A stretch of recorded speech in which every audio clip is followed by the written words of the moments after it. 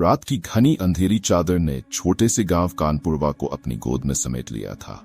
दूर दूर तक केवल सन्नाटा था और कभी कभार कुत्तों के भौंकने की आवाज उस सन्नाटे को भंग कर देती थी। गांव के किनारे स्थित पुराना कब्रिस्तान गांव वालों के बीच एक भयानक रहस्य बना हुआ था। यहाँ के बड़े बुजुर्गों का मानना था कि इस कब्रिस्तान में रात के समय किसी अनजानी शक्ति का साया होता है और जो भी वहां गया वो कभी लौटकर नहीं आया। लेकिन गांव के नवयुवक राजन को इन बातों पर जरा भी यकीन नहीं था। उसने इसे महज एक अफवाह मानते हुए अपने दोस्तों से कहा, कब्रिस्तान में भूत प्रेत जैसी कोई बात नहीं होती। ये सब पुरानी कहानियां हैं जो लोगों ने डर फैलाने के लिए बनाई है। राजन के दोस्तों ने भी उसका समर्थन किया। सबने मिलकर तय किया कि वे आज रात कब्रिस्तान जाकर इस भूत प्रेत के डर को झूठा साबित करेंगे। रात की शुरुआत रात के लगभग 9 बज चुके थे। गांव की गलियां सुनसान हो चुकी थीं और राजन अपने 4 दोस्तों विकास, मोहन, सोहन और रमेश के साथ कब्रिस्तान की ओर बढ़ चला। सभी के हाथ में टॉर्च थी और दिलों में एक अजीब सा जोश था। कब्रिस्तान की ओर जाते वक्त रास्ते में उनकी बातें मस्ती मजाक की ओर मुड़ गई, लेकिन जैसे जैसे कब्रिस्तान का फाटक नजदीक आता गया उनके चेहरों पर हल्की सी बेचैनी दिखाई देने लगी। कब्रिस्तान का फाटक लोहे का बना था, जंग से गिरा हुआ, मानो सदियों से किसी ने उसे छुआ न हो। दरवाजा खोलते ही उसकी कर्कश आवाज ने उनकी हड्डियों तक को कंपा दिया। राजन ने हंसते हुए कहा, देखो, ये सिर्फ एक पुराना दरवाजा है, इसमें डरने की कोई बात नहीं। सब अंदर दाखिल हो गए। चारों ओर पुरानी और टूटी हुई कब्रें थीं, जिन पर उगी छालियां उस जगह की वीरानी का प्रतीक थीं। ठंडी हवा के झोंकों ने वातावरण को और डरावना बना दिया था। पहली अनहोनी, अचानक विकास की टॉर्च बंद हो गई। उसने कई बार कोशिश की लेकिन टॉर्च चालू नहीं हुई। अरे यार, इस टॉर्च को भी अभी खराब होना था, विकास बुदबुदाया। राजन ने उसे हिम्मत दी और कहा, कोई बात नहीं, हम सबकी टॉर्च चालू है, चलो आगे बढ़ते हैं। जैसे ही वे थोड़ी और आगे बढ़े, मोहन को महसूस हुआ कि उनके पीछे कोई चल रहा है। उसने पलटकर देखा लेकिन वहां कोई नहीं था। उसका दिल तेजी से धड़कने लगा, लेकिन उसने कुछ नहीं कहा क्योंकि वो नहीं चाहता था कि बाकी लोग उसे डरपोक समझें। कुछ देर बाद सबकी टॉर्चें एक एक करके बंद हो गईं। अब वहां केवल घुप अंधेरा था। चारों ओर का सन्नाटा पहले से भी ज्यादा गहरा और डरावना हो गया था।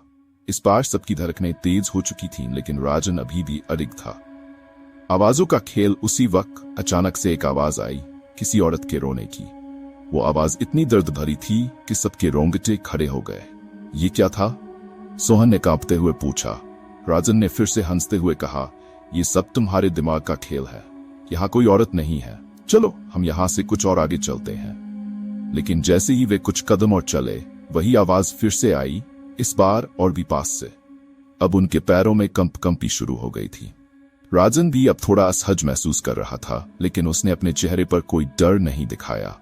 परछाई का साया सब मिलकर कब्रिस्तान के सबसे पुराने हिस्से में पहुंचे। वहां की कब्रें बेहद पुरानी और टूटी फूटी थीं। अचानक रमेश ने देखा कि एक परछाई धीरे धीरे उनकी ओर बढ़ रही है। उसने डर के मारे चिल्लाते हुए कहा, वो देखो, कोई हमारी तरफ आ रहा है। राजन ने जैसे ही उस दिशा में देखा, उसे भी वो परछाई दिखाई दी। अब तक उसके मन में भी डर बैठ चुका था। यहां से भागो, उसने चिल्लाया और सब तेजी से भागने लगे। लेकिन जैसे ही उन्होंने भागने की कोशिश की, उनके पैर जाम हो गए, मानो किसी ने उन्हें जकड़ लिया हो। चारों तरफ हवा के साथ सरसराहट की आवाजें आने लगीं और वे सब बेबस हो गए। अब कोई भी हिलने डुलने में सक्षम नहीं था। डरावनी हकीकत तभी उस परछाई ने एक भयावह रूप ले लिया। वो परछाई अब एक कंकाल जैसी आकृति में बदल चुकी थी, जिसकी आंखों से आग की लपटें निकल रही थीं। वो धीरे धीरे उनके पास आती जा रही थी। सबकी आंखों में खौफ था। हमें माफ कर दो, हमने गलती की, मोहन ने कांपते हुए कहा। परछाई एक गहरी और गूंजती आवाज में बोली, जो यहाँ आया उसकी मौत तय है। इस कब्रिस्तान में आने वालों को कोई वापस नहीं जाने देता। रमेश ने डरते डरते पूछा, तुम कौन हो? परछाई ने अपनी भयावह हंसी के साथ जवाब दिया, मैं इस जगह का रक्षक हूं। सदियों से यहाँ दफनाए गए लोगों की आत्माएं मेरी सेवा में है। जो भी इस पवित्र स्थान का अपमान करता है, वो जीवित नहीं रहता। अब राजन का दिल भी दहशत से भर चुका था। उसने हिम्मत जुटाकर कहा, हमें जाने दो, हम यहाँ दोबारा कभी नहीं आएंगे। लेकिन परछाई ने अपनी हंसी को और तेज करते हुए कहा, यहाँ से जाने का कोई रास्ता नहीं है। तुम सब अब मेरे बंदी हो। अतीत का भयानक रहस्य अचानक विकास ने साहस दिखाते हुए कहा। तुम्हें ऐसा क्यों लगता है कि तुम्हें हमसे बदला लेना चाहिए? हमसे क्या गलती हुई है? परछाई की आवाज गहरी और गुस्से से भरी थी। उसने जवाब दिया, सदियों पहले इस गांव के कुछ लोगों ने यहाँ के मरे हुए लोगों के शवों को चुरा लिया था। वे तांत्रिक थे जिन्होंने हमारी आत्माओं का अपमान किया। तब से हम बदले की आग में जल रहे हैं, और जब तक हम अपने अपमान का बदला नहीं लेंगे, हम चैन से नहीं रहेंगे। अब सब समझ चुके थे कि यह सिर्फ भूत प्रेत की कहानी नहीं थी, बल्कि एक भयानक हकीकत थी। उन्होंने कब्रिस्तान के रक्षक का अपमान किया था, और अब उन्हें उसकी सजा मिल रही थी। अंधेरे का अंत अब कोई रास्ता नहीं बचा था। परछाई ने उन पर हमला करना शुरू कर दिया। एक एक करके वे सब बेहोश होकर जमीन पर गिर गए। कब्रिस्तान की हवा और भी ठंडी हो चुकी थी, और रात और भी गहरी हो चुकी थी। सुबह के समय गांव वालों ने देखा कि राजन और उसके दोस्तों के शव कब्रिस्तान के बाहर पड़े हुए थे। किसी के शरीर पर कोई चोट का निशान नहीं था, लेकिन उनके चेहरों पर डर की वो छाप थी जो कभी मिटाई नहीं जा सकती थी। गांव के लोग अब इस बात को समझ चुके थे कि कब्रिस्तान के भूत प्रेत की कहानी महज अफवाह नहीं थी, बल्कि एक भयानक सच्चाई थी। तब से गांव वालों ने कब्रिस्तान के पास जाने की हिम्मत कभी नहीं की, और राजन और उसके दोस्तों की मौत का रहस्य आज भी वहीं दफन है।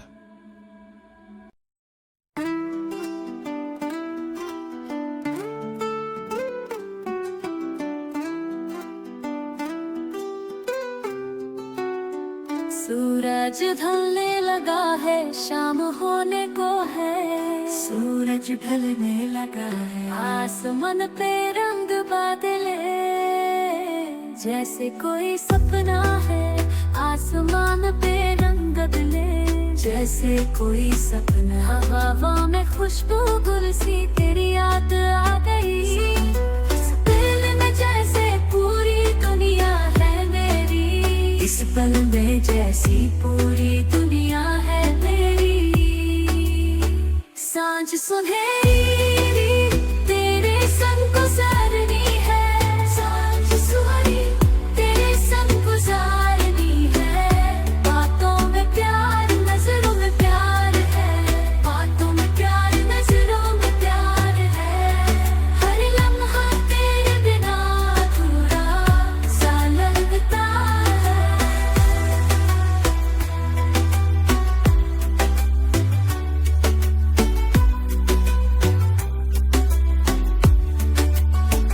तुझसे ही पूरा ये दिल जैसे जान से जुड़ा है, तुझसे जान से जुड़ा। सपनों में तेरे चेहरे की मुस्कुराहट देखा करता हूँ। तेरे बिना हर जगह सुनसान सा लगता है, तेरे बिना हर जगह सुनसान सा लगता है। दिन भर तेरे इंतजार में गुजरता है। शाम होते ही तुझसे मिलने की तमन्ना होती है, शाम होते ही तुझसे मिल